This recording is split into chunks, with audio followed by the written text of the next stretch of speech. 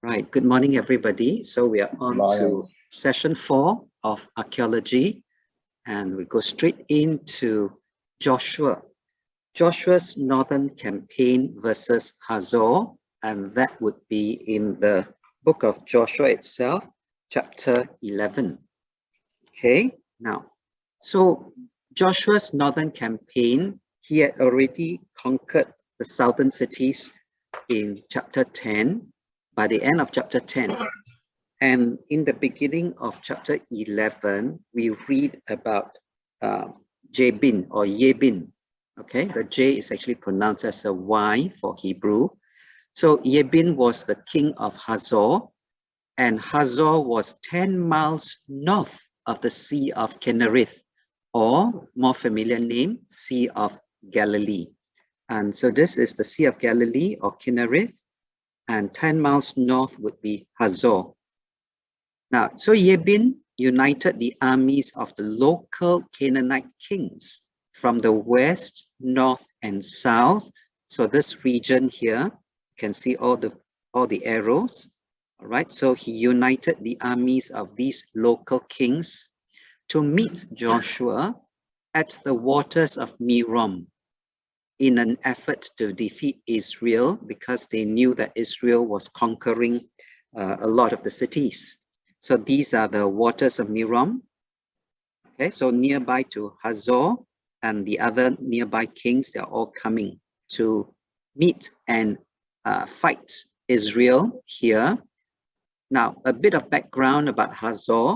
Hazor was the head of all the Canaanite cities, and it covered 200 acres compared to Jericho, which we looked at last week. And Jericho covered very miserable 6 acres compared to these, to Hazor. Okay, so you have Joshua's northern campaign versus Hazor. He started off with Gilgal here, right at the bottom of, right south at the bottom of Israel. So he advances all the way up to Hazor and defeats the coalition of the Canaanite kings at the Waters of Miram. And you can see the dotted lines, the Canaanite kings, they unite in an attempt to stop Joshua from taking Hazor. And so we have a picture here. Hazor is up here. Then there's a gate with a cultic center, right? The Canaanite palace and courtyard. Of course, these are modern day ruins. And there's an altar right here. Now, the local Canaanite kings under the leadership of King Yebin of Hazor were still very powerful at this stage. Their cities had strong fortifications, but they knew this was not enough, because the Israelites were just conquering the cities, just like we saw with Jericho last session. And so for them, by staying behind their closed gates, they just could not subdue the Israelites under Joshua. And the Israelites were causing more and more trouble, conquering the cities. And therefore, the Canaanite kings had to pursue a more active course, and that is to get out and fight. And you can read the story in Joshua chapter 11. Okay. So we see Joshua defeated all the kings at the Waters of Miram, and he chased them up north, but then he stopped to burn Hazor. And archaeological excavations, they indicate that Hazor was burned around 1400 BC. So that was a time they actually came to the land of Canaan, the promised land.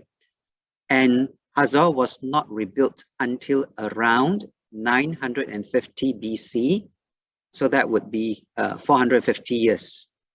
But even then, there was still a Canaanite presence in the reoccupied Hazor until 1200 BC. All right, so even though they were defeated, they were still present around Hazor. They went to reoccupy.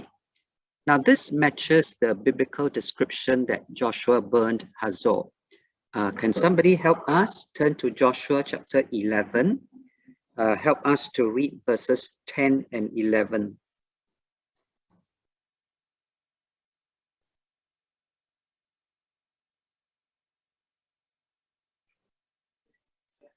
Joshua 11 verse 10. At that time, Joshua turned back and captured Hazon and put his king to the sword. Hazon had been the head of all this kingdom. Everyone in it they put to the sword. They totally destroyed them, not sparing anything that breathed, that he burned up Hazor itself. Thank you, Meg. Right, so he burned up Hazor. Now, it's worth noting that the Bible only records Joshua burning Jericho, Ai, and Hazor. Right, for all the cities that the Israelites conquered, they only burnt these three. God did not command the Israelites to burn the other cities. In fact, he promised that Israel would live in these conquered Canaanite cities. And we see burn layers, as you saw last week, at Jericho. And also now Hazor was, the archaeological discoveries saw that was also burned. But very little burn damage from the time of Joshua is found in other cities throughout the land of Israel. And so this is one encounter with Hazor. There will be another encounter where we move to the next story of Deborah and Barak, and they fought the Canaanites from Hazor in Judges, chapters 4 and 5. And then later on, Solomon rebuilt the city. Right, so Hazor has some history with Israel. Okay, so we move on to the next story, and that is the campaign of Deborah and Barak versus Sasira. Now, this battle was a heroic victory by a tribal federation over a sophisticated, though perhaps degenerate enemy. This tribal federation is talking about the Israelites. Okay, it's a victory over the enemy that is quite sophisticated but also degenerate. In other words, it's like the small boy, that's Israel, standing up to the school bully, and then the small boy won the fight. Okay, that's the situation with Deborah and Barak under Israel versus Sasira.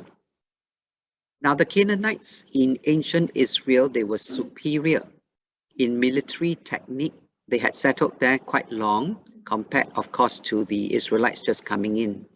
And they were also superior in their weaponry, organization, and fortifications. You remember they built walls, right? Strong walls to keep out invaders. But despite Joshua's battles, earlier on we just saw, they still had a firm hold on the coastal area, so next to the sea, and the Jezreel Valley, which was the best land in the area. Now, here's a picture of the Jezreel Valley landscape viewed from Mount Precipice. Okay, so Mount Precipice is a cliff. So looking down, this is the Jezreel Valley landscape, and it's a fertile land. So that means they can grow crops. Okay, so you can see from this view, it's a very beautiful place. Yeah, but this is a place in the Bible where many battles were fought. Okay, Jezreel Valley is a place where a lot of battles took place. Now, the Jezreel Valley, also known as the Valley of Megiddo, maybe that might be more familiar for some of you. Megiddo is a large fertile plain. And the inland valley here in the northern district of Israel, so quite far up the north. It is bordered to the north. So at the top, the north, they have the highlands of the lower Galilee region. So the north is Galilee there. And then to the south, you have the Samarian highlands. And then to the west, okay, and then northwest, west and northwest, you have the Mount Carmel range. Mount Carmel would be where Elijah's story of challenging the prophets of Baal would be. Okay, and to the east, there would be the Jordan River Valley, with Mount Gilboa marking its southern extent. So you can see that this Jezreel Valley actually is surrounded by very famous landmarks, very famous land points. Okay, you have North Galilee, you have South Samaria, then west and northwest, the Carmel, Mount Carmel, and then the east, you have the Jordan Valley with Mount Gilboa at the south. So this is a very nice picture of the Jezreel Valley again. Spreads out to the north and east from Mount Carmel, providing convenient passage for international travelers in ancient times. So this is a place that's fertile, and at the same time, people traveling, you know, their trade routes. The last time we talked about the trade routes of Abraham, that timing. Okay, so you have the international travelers, they would pass by Jezreel Valley, part of their trade route.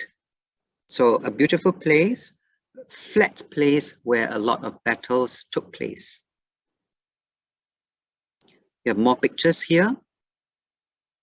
And down here, what we see is on this side, the landscape of Harod Valley and the Jezreel Valley. So they are side by side here. And then on this one, you have Mount Tabor, this mountain here. And that is east. So down here, you can see it's all flat valley. And here's one more view, Mount Gilboa, southeast. Right, Mount Gilboa, if I'm not mistaken, is the place where Saul fought his last battle and died. And the Bible speaks of the gathering of armies in this valley, Jezreel Valley. That's the place of Armageddon. So a very famous end time battle is supposed to be fought here as well. Right, so it's really a valley of much bloodshed. So back to the campaign of Deborah and Barak.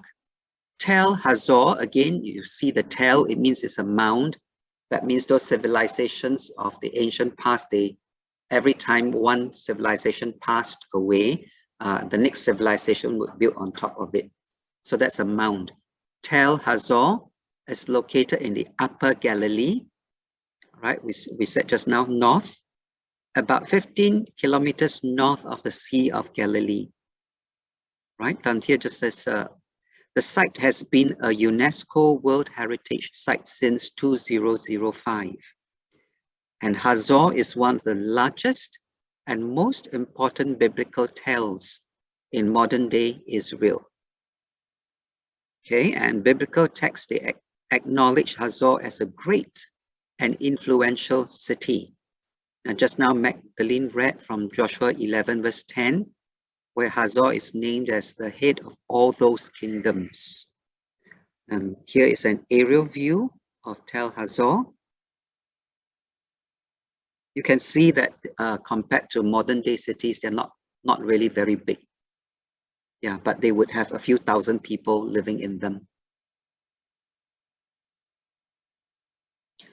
Okay, the background to the battle. The Canaanites' main military armament was the war chariot. So their technology was the war chariot, and the chariot was mobile, easy to move around, it was fast, and it was feared. Right? So in that sense, that's their most powerful technology at that time. And each vehicle was manned by 2 warriors and drawn by horses. This one is not very clear, but this is supposed to be an ivory plaque found in excavations at Megiddo, and it shows Canaanite chariots with horses in full gallop. You can't really see it clearly, but here's the next picture to help us kind of make sense of what this looks like. It just looks like a scratchy wall, right? Okay, so this is a better view. All right, the same thing, but here Okay, so if you look carefully, you can recognize certain parts of this being inside this drawing. Okay, so in the image, the axle rod is not at the rear of the body. I think that would be this one, but at its center. And this means the Canaanite chariot was heavier than Egyptian war chariots that had the axle farther back. And here's a drawing of the figures on the ivory plaque above. So if you can see this part here, the 3 lines thing would be somewhere around here. Okay, so then this is the horse up here. Yeah, you can see roughly the shape here. Okay, and the leg here corresponding to this horse here. Right, and then you have this, there's this guy here with the leg sticking into the air. Yeah, this is the guy with the leg sticking into the air. Right, so you can roughly tell this one with the help of this. Okay, so that's the Canaanite chariot.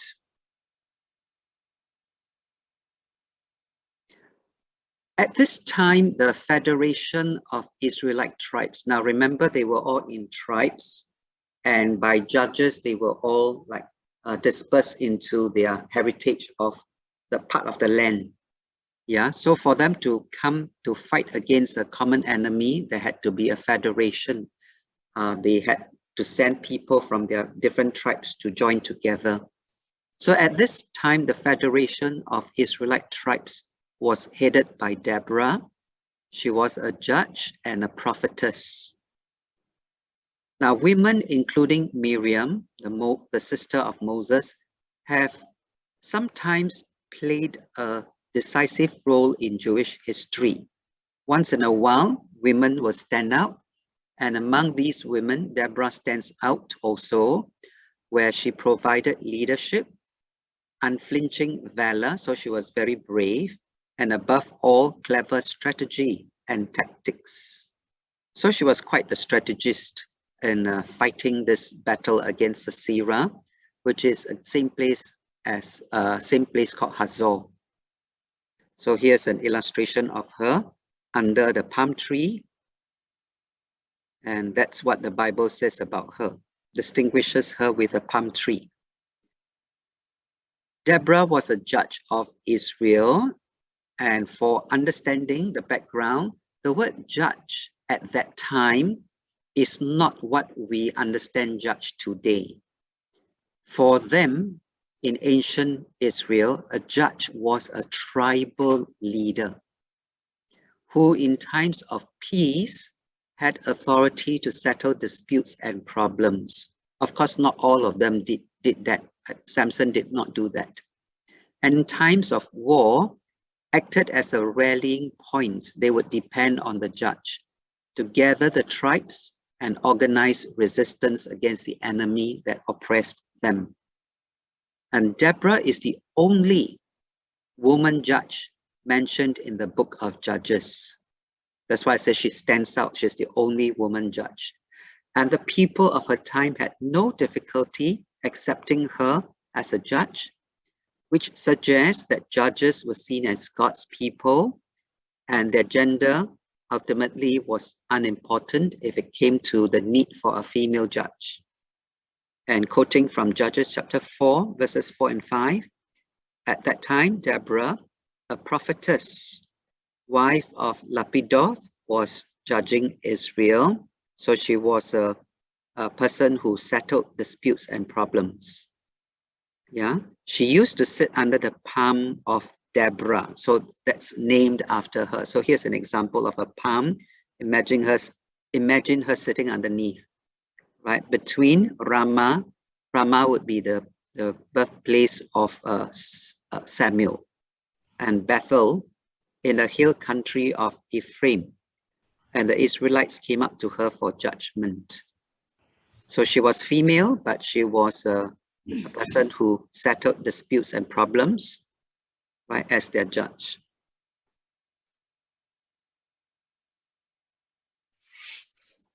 So we have the tribal army of Israel at this time was still in its military stage.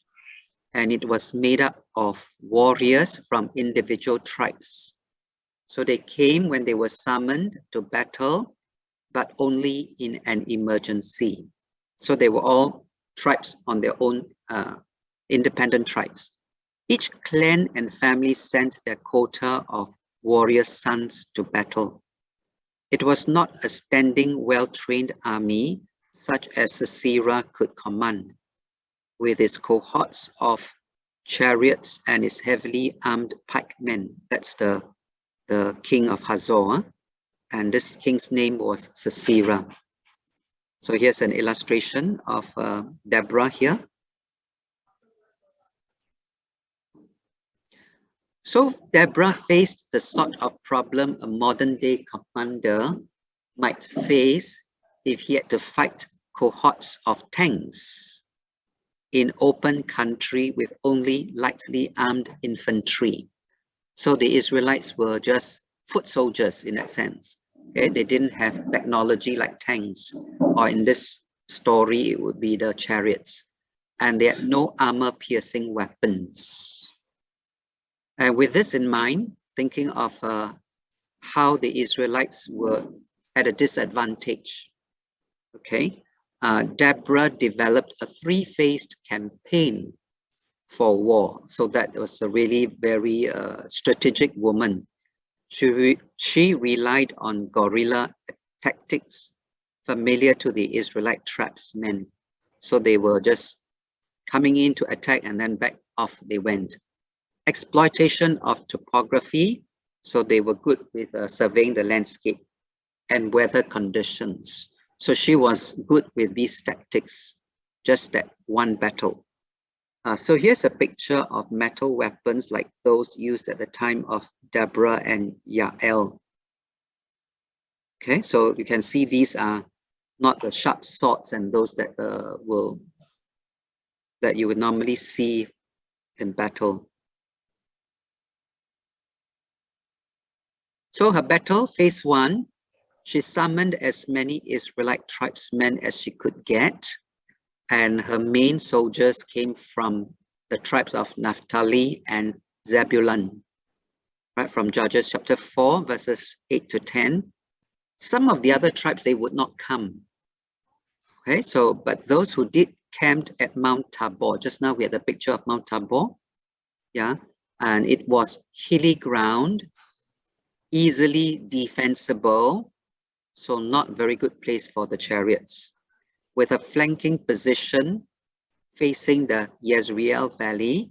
Just now we saw a picture, and there was excellent visibility in all directions and could be used for a surprise attack on any enemy camped at the foot of the mountain. And the sloping ground gave the Israelites security against any Canaanite chariot attack. Okay, so I may go back there to the picture of Mount Tabor up here. Okay, so this one. So they were around there against the Canaanites.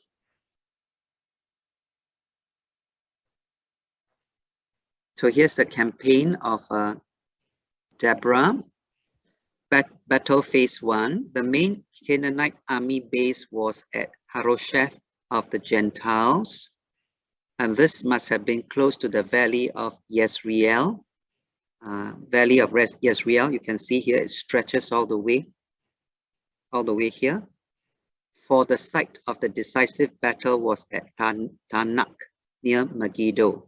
So Tanakh near Megiddo, in the western section of the valley. So this is where the battle mainly took place. And the key to this map, Sasira's first base camp, number 1. So here, Harosheth, Hagoyim, Harosheth of the Gentiles. So the word Hagoyim is actually Gentiles in Hebrew. Okay, so that's Sisera's first base camp. Number 2 would be Deborah and Barak concentrate their forces on Mount Tabor. So just now we saw that picture of Mount Tabor. Picture 2, site number 2. And then number 3, Sasira moves to occupy Mount Tabor. So he moves from here towards Mount Tabor. Number 3 here, moving there. And number 4 will be the second Israelite force near the northern slopes of Mount Ephraim. And that would be number 4, where number 4 is here, Ephraim. Okay, so just now, number 2, there were 2 parts. Deborah and Barak concentrate their forces. So they started from here, they went all the way to Tabor. Okay, so this is the topography for phase 1 of the battle. And this is Galilee up here. Mount Gilboa is here, right? Southeast. Carmel here. So Galilee to the north, and then Mount Tabor somewhere northeast. Phase 2 of the battle, Deborah assumed that when Sasira was told about the Israelite deployment, he would concentrate all his forces at Mount Tabor. So again, this map here, up here, to contain Barak. And that one you read from Judges chapter 4, verses 6 and 7. Eventually, Sasira would have reasoned Barak would be forced out into the open to fight on the open plain. So they would have to move up from Tabor to the open where he could be defeated. Okay, so you have the Kishon Valley, river rather. Okay, the whole place is the Yezreel Valley. There's a whole big stretch here, right? And Mount Carmel on this side, and this is the Mediterranean Sea. So if you go to Mount Carmel, all right, you climb up to Mount Carmel on your tour with your tour group.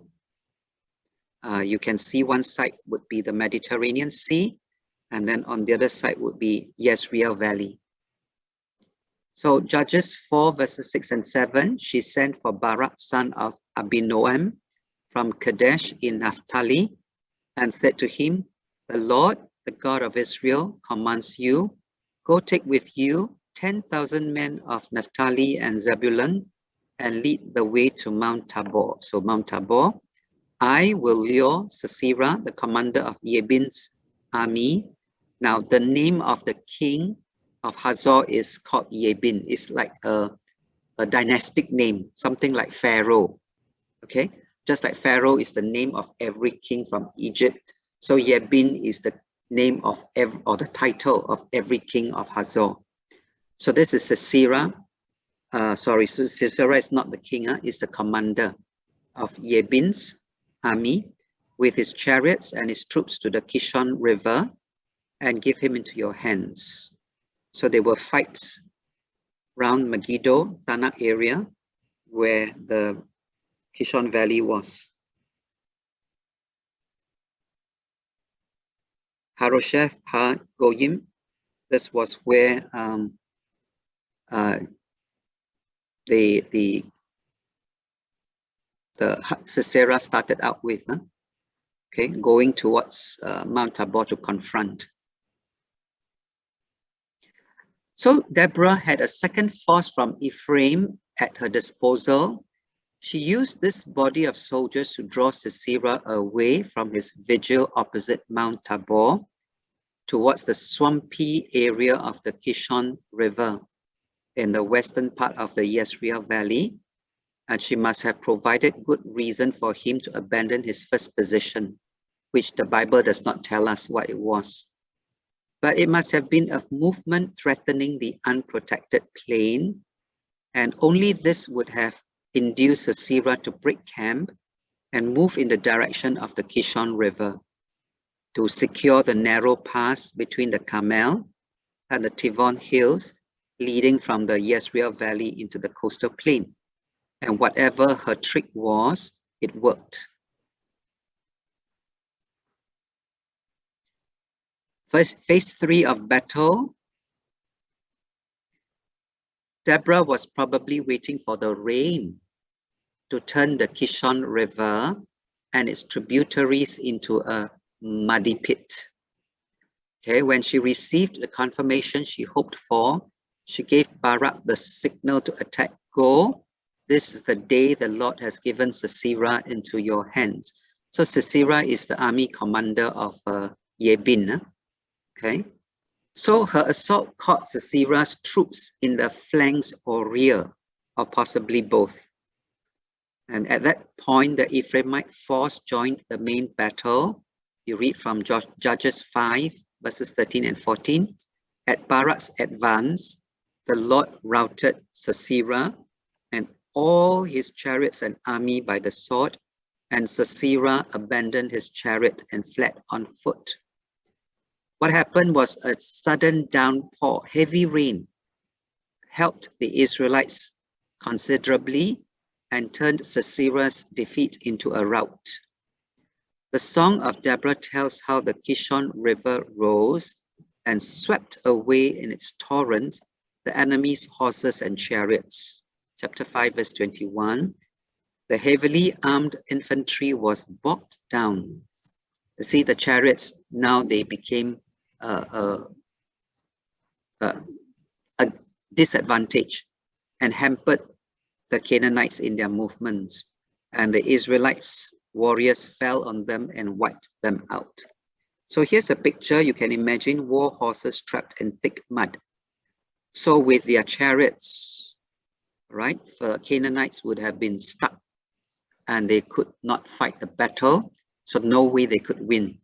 So their technology was nullified. Okay. Phase 3, we have Sisera panicked, and he jumped off his chariot and fled by foot to his ignominious death at the hands of Yael, wife of Heber the Kenite, in whose tent he sought refuge. So he went to hide. And on that day, God subdued Yebin, that's the king, the Canaanite king, before the Israelites. Judges 4:23. Here's a medieval carving of Yael killing Sasira. Right, so this is she used a tent peg and a hammer and knocked it into his head. Right. So the battle was won by 2 women. This woman who dealt the killing blow and Deborah the judge. Okay, so here's a key to the map. The second, number 1, the second Israelite force moves to divert Sisera from Mount Tabor, number 1. So the Ephraimites, they came up from below, south, went up, number 1. Number 2, the diversionary force is unsuccessfully intercepted by local Canaanite people near Tanakh. So here, Tanakh is here. They intercepted the Ephraimites coming in. And then number 3, Sasira moves to help the Canaanite force and stem the Israelite advance. So that was number 3 coming down. Okay, just give me a moment.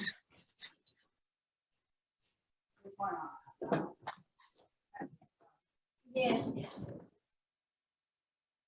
Okay, so you have Sisera, number 3, moves to help the Canaanite force and stop the Israelite advance.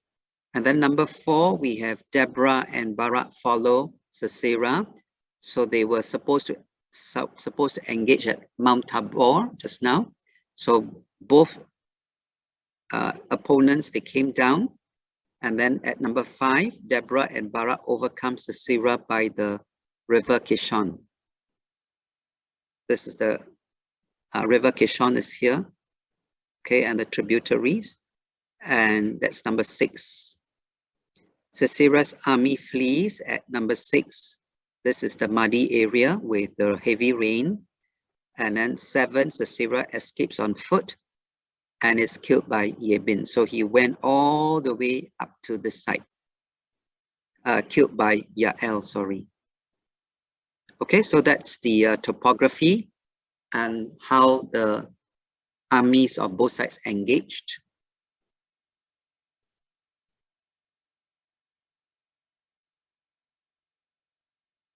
Here's another picture. The chariots of the well-organized and equipped Canaanite army were useless in the boggy marsh of the Yezreel Valley. It had recently poured with heavy rain, and for the Israelite militia, they were lightly armed and mobile, much easier movement than the chariots. And so they used their sling men and archers, their arrows, to pick off the enemy soldiers. And you have the iron-wheeled chariots of the Canaanite troops. This one is a clearer carving.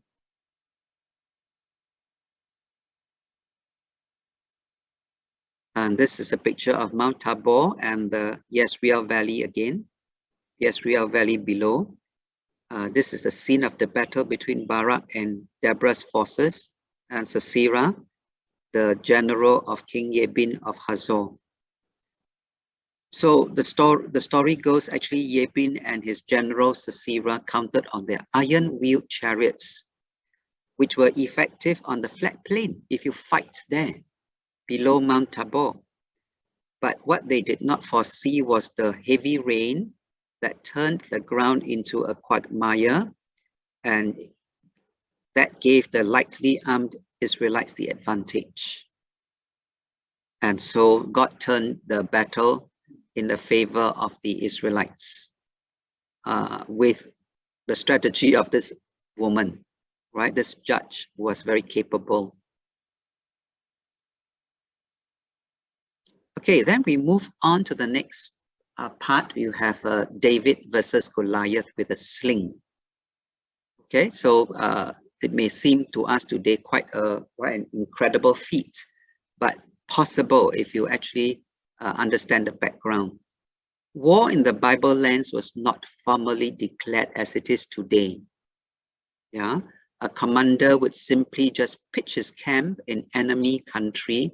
There's no advance warning like Russia and Ukraine or other places. Yeah, then the commander would show the strength of his army, and he would lay down conditions which, if met, would prevent hostilities. Right, so example would be 1 Samuel chapter 11 verse 1. Would somebody like to help us read 1 Samuel 11 verse 1?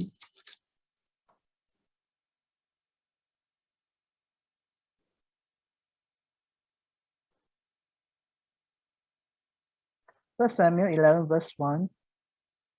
Nahash the Ammonite went up and besieged Jabesh Gilead, and all the men of Jabesh said to him, "Make a treaty with us, and we will be the subject to you." Wow, very good. You know, it's Jabesh, huh? Learned very well. Yeah.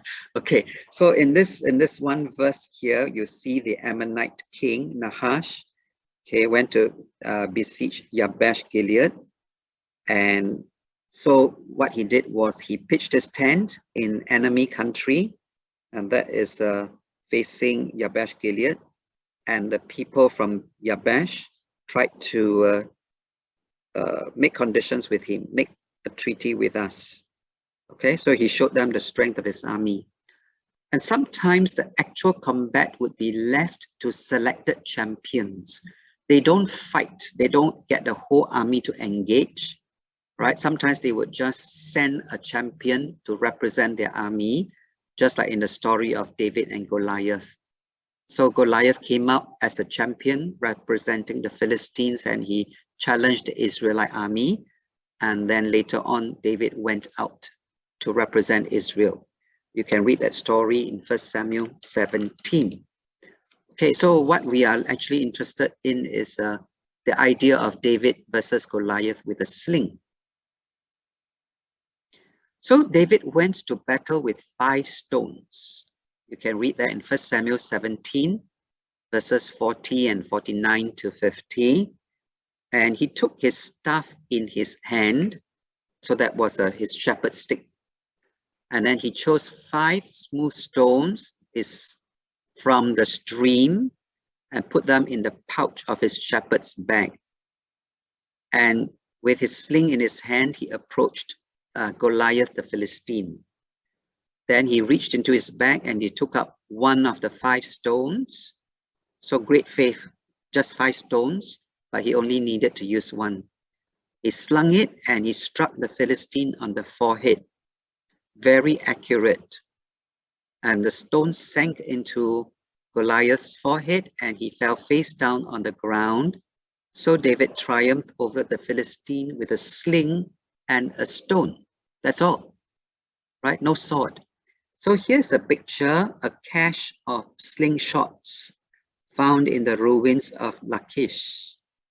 So these are little stones that somebody like David would just put in a sling and then swing it and sling it off to attack or hit the enemy. And here's a picture. Okay, this is a boy with a slingshot, similar to the ones used by the ancient Israelite militia, and something similar to what David would have done as well.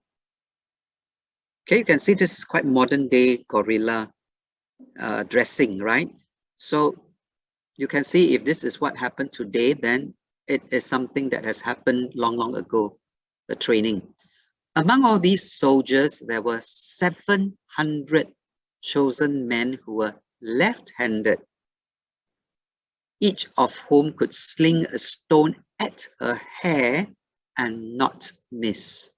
Judges chapter 20, verse 16, picture of the soldiers going to fight, right? And you can see that it's not just David alone.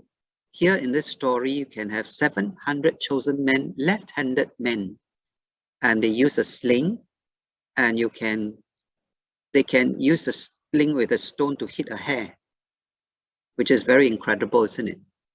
Okay, imagine we probably cannot hit an elephant if we did it today. But these people were very well trained. Okay, so the story of David versus Goliath with a sling, would not seem impossible to us now, knowing that even today, there are people who can use the sling with such accuracy.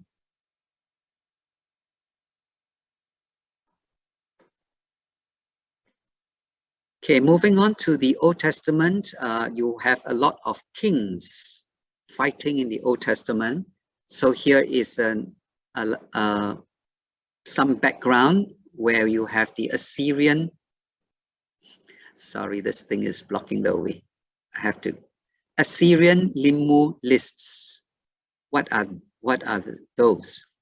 See, in the Old Testament, no absolute dates are given. When we read the Bible, or for that matter, any kingdom, yeah, whether China or other places, generally in the ancient past, we don't have absolute dates.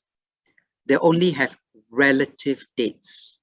For example, the prophecy in relation to the specific year of a king's reign, or Nadab, the son of Jeroboam, beginning his reign over Israel, and the second year of Asa, king of Judah, 1 Kings 15:22.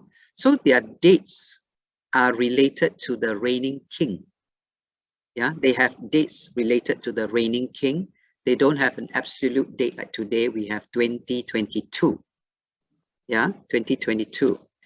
So for them, with relative dates, can we today establish any absolute dates in order to reconstruct an accurate biblical chronology? The answer is yes, we can, using the discovery of numerous Assyrian Limmu lists. What is this Limmu list about?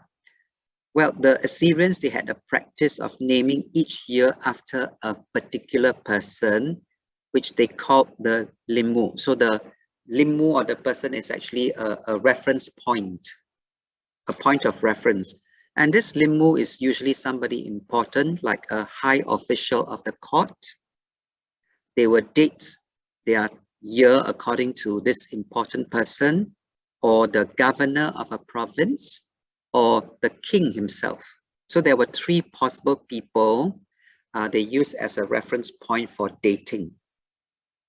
Historical events were then dated in terms of the year named after that particular Limmu. Okay, so you have a sample here of the Assyrian Limmu list, tablet photo, very neat carvings. You can see the listing of the Limus. So you have the annals of Assyrian kings.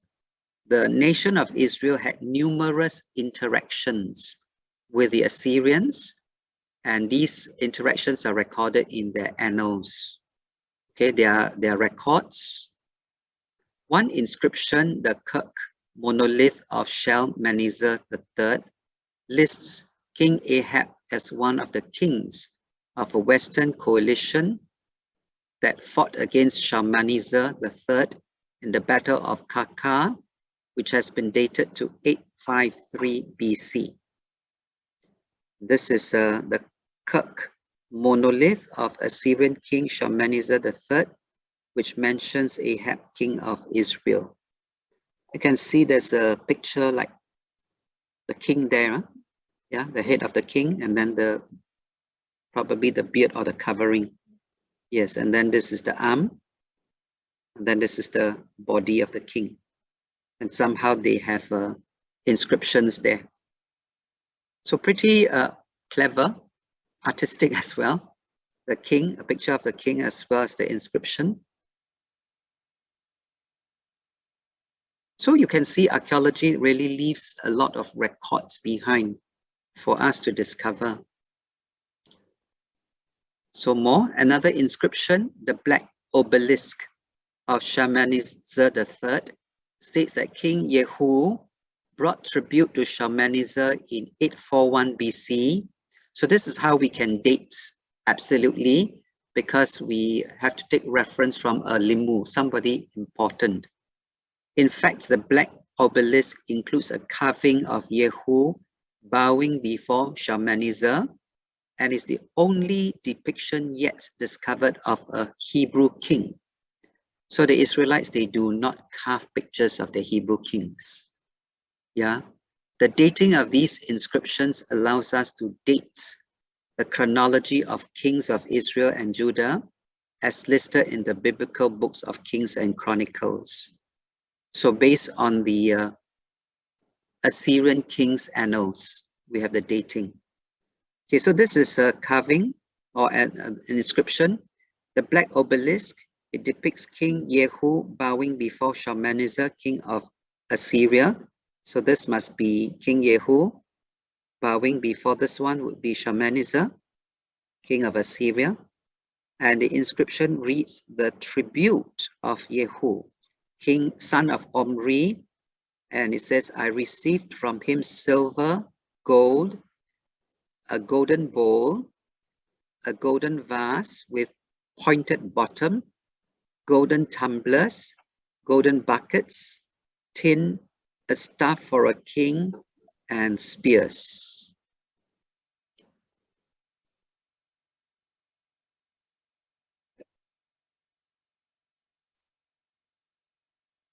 More on the annals of Assyrian kings, we see that in his book, The Mysterious Numbers of the Hebrew Kings, scholar Edwin Thiel successfully reconstructed the chronology of the entire Hebrew monarchy. Yeah, both the united monarchy, that means the time of David and King Saul and Solomon. And then the divided kingdoms would be after Solomon, his son, right, caused the kingdom to split into two. So this scholar successfully reconstructed the chronology of the entire Hebrew monarchy from these dates. And the helpful limu lists and the annals of the Assyrian kings have allowed scholars to establish an absolute chronology for many events in the Old Testament. And that is significant, right? So now it's possible for us, that's how it's possible for us to get the absolute dates of like 800 BC, 700 BC, and so on, because of the reference points given by these records, the limu lists and the annals of the Assyrian kings.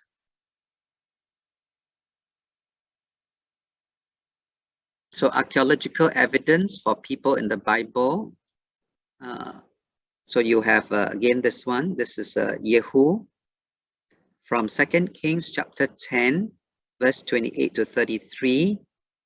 There you have the black obelisk. This is a picture of that, telling us of Shalmaneser III of Assyria, 825 BC, Nimrud, 1846.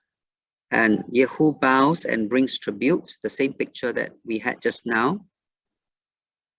Okay, and that was 2 Kings chapter 10.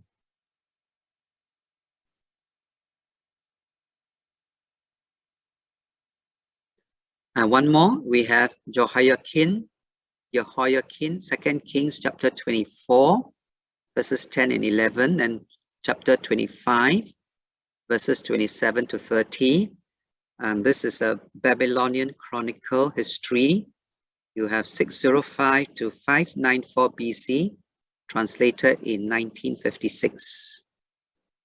And Jehoiakim was captured. And then you have the Babylonian rations list, 6th century BC, found somewhere about 1899 to 1917, this period. You have his daily rations after he was captured, what his captor king allowed him, right, and maintained him. So you can see that the Babylonians conquered the Israelites, and the kings became prisoners of the Babylonian kings.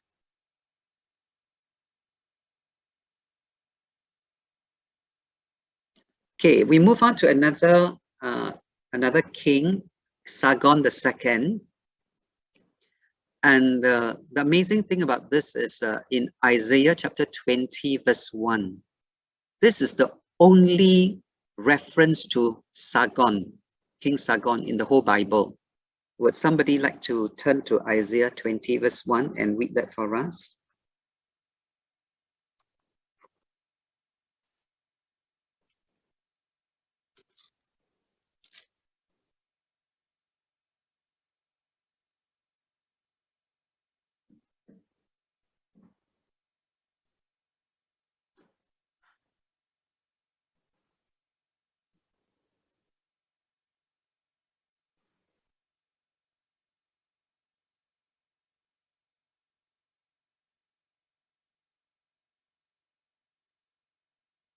Isaiah 20, verse 1. In the year that the supreme commander sent by Sargon, king of Assyria, into Ashdod and attacked and captured it. Thank you. Okay, so at that time, the Lord spoke through Isaiah, son of Amos. Okay. So this is the famous chapter in verse 2. If you read verse 2, read on to verse 2. This is the famous chapter that talks about Isaiah going around naked. Okay, yeah. You can, would you mind reading verse 2 also? Verse 2. At that time, the Lord spoke through Isaiah, son of Amos. He said to him, take off the sackcloth from your body and the sandals from your feet. And he did so, going around stripped and barefoot. Thank you, Boon. Okay, so this is the verse connected to Isaiah going around naked for 3 years, right? So it's connected to Sargon II. And so down here in chapter 20, verse 1, we have the mention of Sargon, king of Assyria. Yeah, and this is the only Bible reference to this particular king. And before modern archaeology, right, nobody knew or heard of this king before modern archaeology. So you can imagine people who read the Bible and want to critique and criticize the Bible, they actually harped on this point that there was no King Sargon in existence ever, right? So many critics concluded that the Bible was in error on this point, that there was no Sargon, king of Assyria, as recorded in Isaiah. So for many years, people will say that, you see, your Bible is wrong. No such king. But the critics were proven wrong when Paul Emil Botta discovered the remains of Sargon's palace in 1843, which means to say that for many years before that, people were criticizing the Bible, attacking it, right? And so there came a point in time where people, after doubting the Bible, there came a point with the discoveries of archaeology that people actually use the Bible as a reference point to go and discover things and people. You know, instead of disbelieving the Bible, they actually take the Bible as truth when they find certain names or places, and then they go and look for those places and names and people. So it became the opposite direction. Instead of distrusting the Bible as a source of correct information, they took the Bible as the origin of information to look for something or somebody to dig. So this picture shows an alabaster bas relief showing Sargon II from his palace in Dur Sharukin. Quite an imposing looking guy.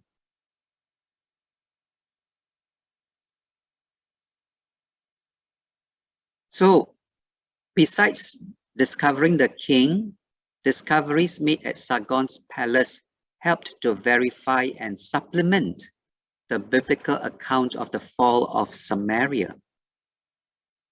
Okay, so from the account recorded in 2 Kings 17, it seems that Shalmaneser was the king who captured Samaria, but actually it was Shalmaneser who laid siege to Samaria. From the inscriptions discovered on the walls of Sargon's palace, it seems likely that Shalmaneser died before or shortly after completing the conquest, and it was Sargon, his successor, who took credit for capturing the city. Okay, so that is Samaria, and Sargon. You have the restored view of the palace of Sargon II and Khosabat 717 BC, or ancient Dur Sharukin. And this is a picture of the palace. Okay, too small for me to go through, but what's important is to acknowledge and remember that the information about Sargon was proved to be true after all. Yeah, just one mention of his name. And then later on, archaeologists discovered this whole lot of places and things about Sargon II eventually. So the Bible is so accurate until just one mention of one king, and it's proven to be still accurate. This one is a royal inscription of Sargon II of Assyria. Yeah, and while this information supplements the biblical account, other information there simply verifies the Bible account. One example is a quote from Sargon which states, "The town I rebuilt better than it was before, and settled therein people from countries which I myself had captured." So he set himself up as a person who is very capable. And this agrees nicely with 2 Kings 17 verse 24, which actually lists the nations which Sargon brought people to settle Samaria. So let's take a look at 2 Kings 17 verse 24.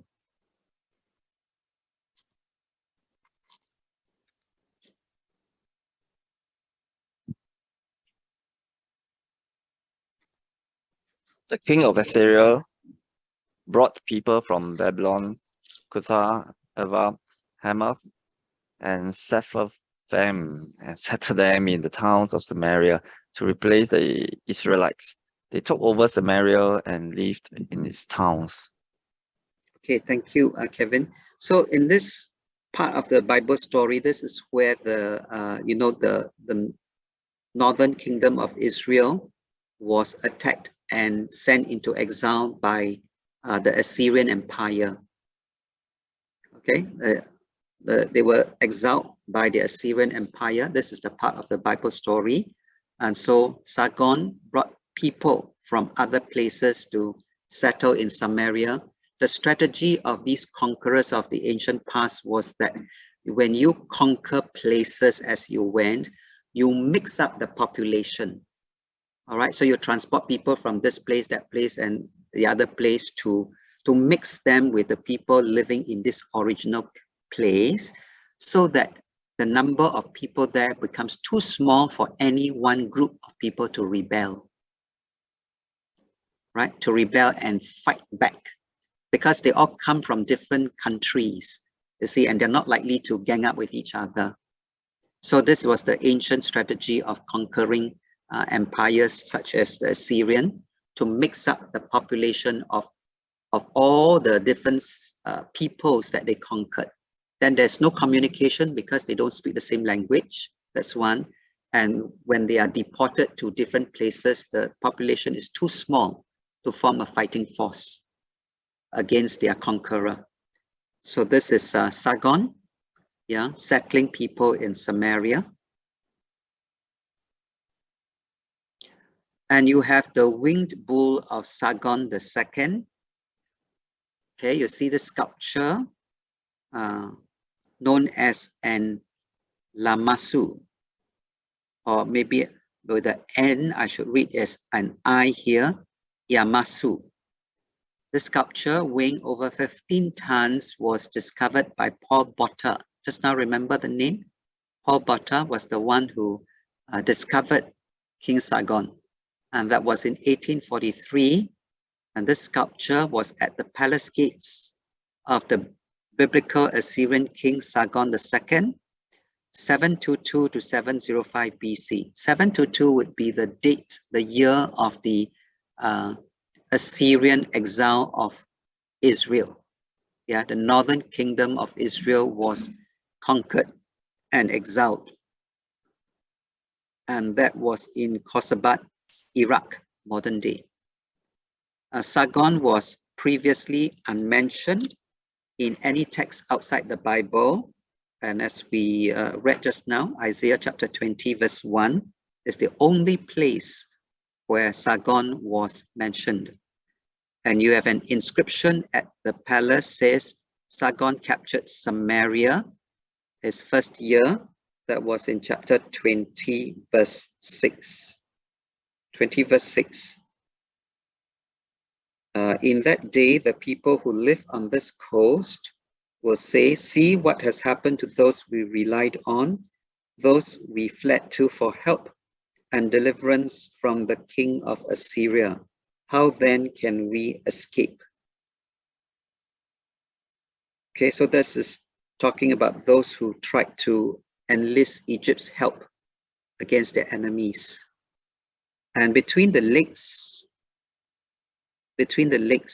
here were cuneiform inscriptions identifying Sargon's title, ancestry, and achievements. So that's probably down here. Okay, so very interestingly, you can see that archaeology discovers a lot of things that we would never be able to prove otherwise.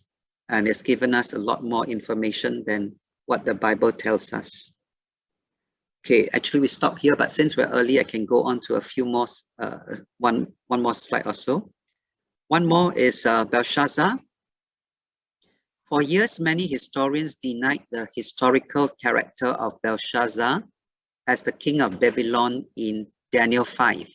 So we move on to the second empire, the Babylonian Empire, where historians could find no record of such a king. Once again, a king that they cannot find.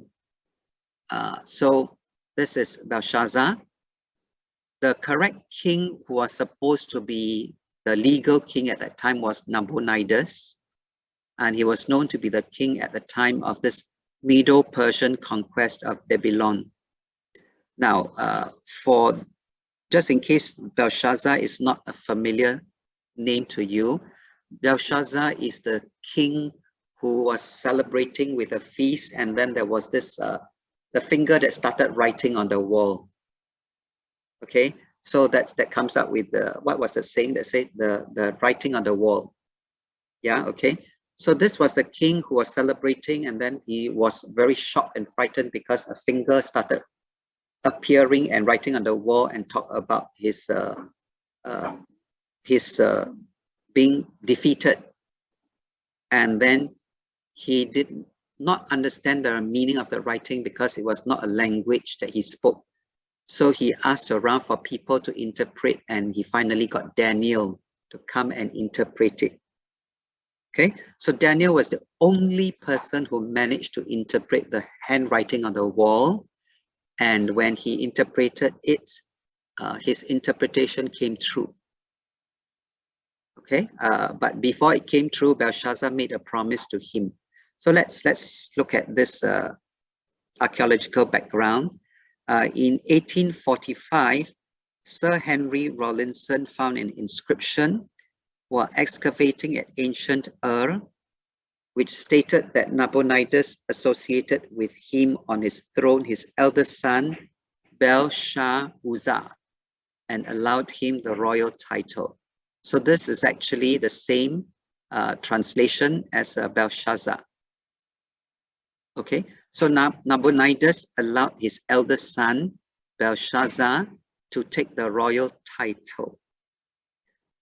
So here is a clay cylinder inscribed in Akkadian cuneiform in the 6th century BC by the Neo-Babylonian king Nabonitis. So the rightful king actually. It refers to his son Belshazzar, who is also mentioned in the Bible in Daniel 5 and 8. The cylinder was discovered in the 19th century in Ur and is now in the British Museum. Measures about 4 inches in length. So we see a big picture here, but it's actually only 4 inches. And it's one of 4 such cylinders. Clay cylinder. Okay, so you have a mention of Belshazzar, who was actually not the rightful king. He was what we call a regent king, reigning in place of his father Nabonitis. Okay, regent king. So he was taking the place of his father. So furthermore, it was well known that Nabonitis was often out of the city of Babylon. And this is the reason why Nabonitis was not mentioned as the king at that time, because he was spending most of his time in the city of Timar, Arabia. In fact, he was not in Babylon when it was conquered by the Persians, for he lived some time afterwards. So he continued to survive. But this confirms the biblical record that we read in Daniel chapter 5. In verse 29, it is significant to note that when Belshazzar, remember he said anybody who can interpret and tell him the meaning of the handwriting on the wall, Belshazzar promised the 3rd place in the kingdom, yeah, to whoever could interpret the meaning. And he promised Daniel that to be the 3rd highest authority in the kingdom. And the truth was, Belshazzar was actually only the 2nd in authority. Yeah, why? Because he was reigning in place of his father Nabonitis. So the true first king was Nabonitis, followed by the eldest son Belshazzar, who promised Daniel to be the 3rd highest in the kingdom. And so what was once thought to be an obvious inaccuracy has turned out to be an evidence of reliability. And it's interesting to note that even this little detail that Daniel was promised the 3rd highest place in the kingdom is actually so accurate. Okay, so this cylinder of Nabonitis, they seem to have a lot of cylinders in the ancient times, but these are very small, convenient records that were maintained and they survived time. This Mid-6th century BC, cuneiform cylinder was discovered in the temple of Shamash at Sippar, Iraq. It tells of Babylonian king Nabonitis' reconstruction of pagan temples and the discovery of ancient inscriptions of former kings. More importantly, it offers historical confirmation of Belshazzar, who was previously either considered legendary or the Bible was mistaken to identify him as king in Daniel chapter 5 verse 1, because officially he was absent from the king's list. So not in the Limus list, in other words. And this confirms the historical figure of Belshazzar, this cylinder. Belshazzar was Nabonitis' son and co-regent. Okay, the reigning king in place of Nabonitis was actually spending time traveling around. Yeah. And it explains why Daniel could rise no higher than third ruler in the kingdom. Okay, so little details like just third place in the kingdom. The Bible does not make up stories, it's true information. Yeah, so we'll stop here for today and we'll continue next week. Shall we pray? Heavenly Father, we thank you, Lord, for once again for your word, the Bible, that gives us accurate records that are verified by archaeology. And up to now, God, we are thankful that all that has been unearthed has been increasing more and more with time, confirming both information about the Old Testament as well as the New. And we thank you, Lord, that we can have assurance, we have confidence in you and your word, that your word through time has remained unchanged by human hands, unchanged by human wisdom, where people do not take your word as something to be updated with the times. And so therefore we have the chance, oh Lord, to therefore have all these records that are confirmed again and again by archaeology. And we thank you, Lord, for your wisdom and your omniscience and omnipotence in maintaining all these things for us. And we pray, Father, Lord, as we discover all these things for ourselves, that it gives us greater confidence to share your word, to share your truth and the accuracy of your Bible with those that we meet, whether Christians or non-Christians, to encourage them to come into your kingdom and walk with you. We give you thanks and praise for all these things in Jesus' mighty name. Amen.